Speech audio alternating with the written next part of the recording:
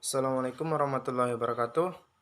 Perkenalkan, nama saya Harjais Maxrorowa, NIM 12007-134, Prodi Perbankan Syariah dari kelas 2D. Baiklah, di sini saya akan mempresentasikan hasil makalah saya yang berjudul Mujmal dan Mubayan. Adapun daftar isi dari makalah saya, bab pertama adalah pendahuluan, 1. Latar belakang, 2. Rumusan masalah, 3. Maksud dan tujuan, dan bab kedua, pembahasan, pengertian mujmal, pengertian mubayan, dan contoh mujmal dan mubayan, serta bab ketiga, kesimpulan. Baiklah, saya akan masuk kepada bab pertama, yaitu latar belakang. Latar belakang.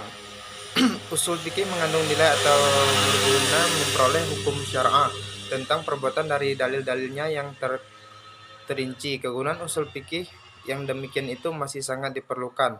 Bahkan dapat dikatakan inilah kegunaan pokoknya, karena meskipun para ulama terdahulu telah berusaha mengeluarkan hukum dalam berbagai persoalan, namun dengan perubahan dan perkembangan zaman, demikianlah pula dengan bervariasinya lingkungan alam dan kondisi sosial di berbagai daerah.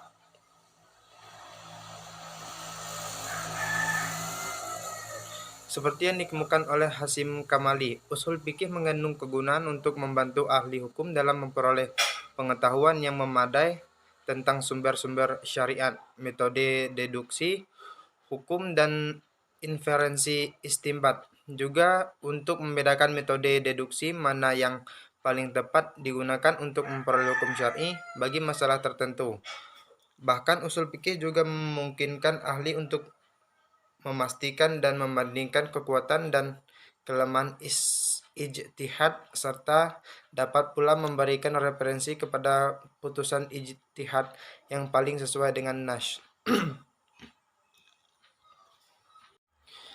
Baiklah, sekarang kita akan masuk ke bab 2, yaitu pembahasan. Yang pertama, pengertian mujmal. Secara etimologi, mujmal berarti global atau tidak terperinci. Syafi'i 2007. Menurut Dahlan 1996, secara umum dan keseluruhan atau bisa juga sekumpulan sesuatu tanpa memperhatikan satu persatuannya. Sedangkan menurut istilah, terdapat beberapa redaksi yang diberikan beberapa ahli usul fikih berikut ini. Menurut Hanafiyah dalam Effendi 2005, mujmal adalah lafal yang mengandung makna secara global, di mana kejelasan maksud dan rinciannya tidak dapat diketahui dari pengertian lafal itu sendiri, melainkan melalui penjelasan dari pembuat syariat, yakni Allah Subhanahu wa taala dan Rasulullah Shallallahu alaihi wasallam. Sedangkan menurut jumhur ulama usul fikih, mujmal adalah perkataan atau perbuatan yang tidak jelas petunjuknya.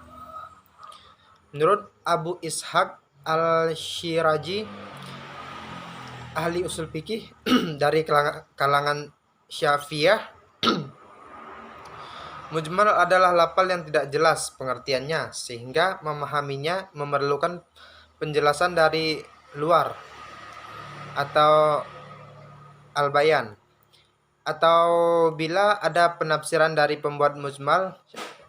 Selain itu, Al-Bajadwi dalam kitab usul fikihnya mengajukan definisi mujmal, yaitu ungkapan yang di dalamnya terkandung banyak makna, namun makna-makna yang dimaksud di antara makna-makna tersebut tidak jelas atau masih kabur.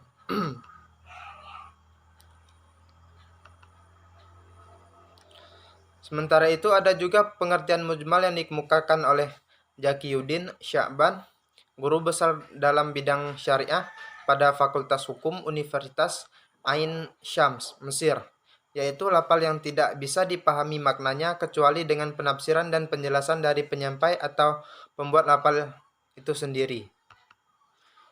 Menurut Naya 2013, berdasarkan beberapa pengertian mujmal, secara istilah di atas dapat dipahami bahwa meskipun masing-masing ahli usul fikih berbeda dalam memberikan redaksinya, namun secara substansi semuanya saling melengkapi dan mengarah pada makna yang sama, yaitu suatu lafal atau ungkapan yang belum jelas dan tidak dapat dipahami.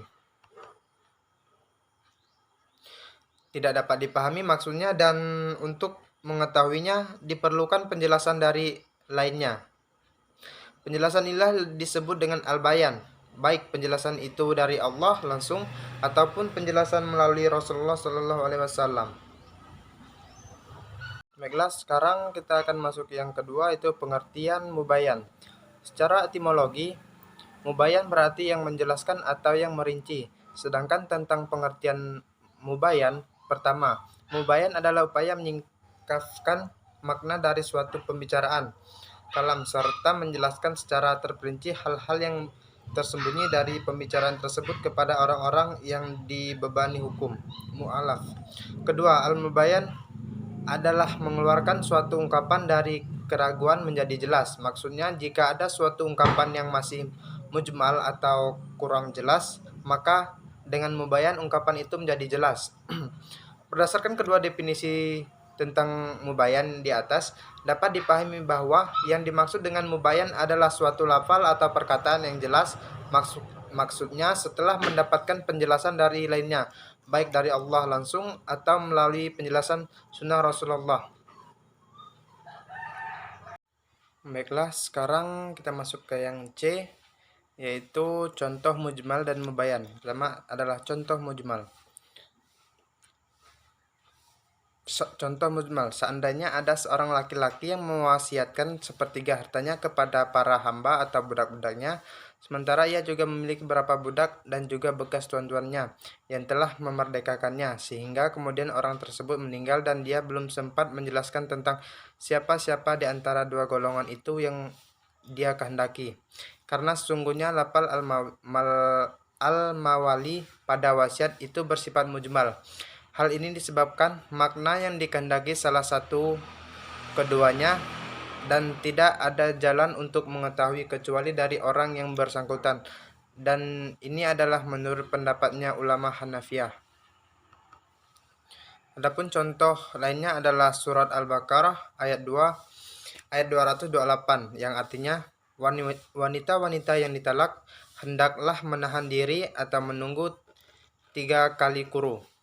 Lafal quru dalam ayat ini bersifat mujmal karena secara etimologi mengandung dua makna, yaitu haid dan suci. Apabila dipilih dari satu makna, maka harus didukung oleh dalil lain, baik dari Al-Quran, sunnah maupun melalui ijtihad.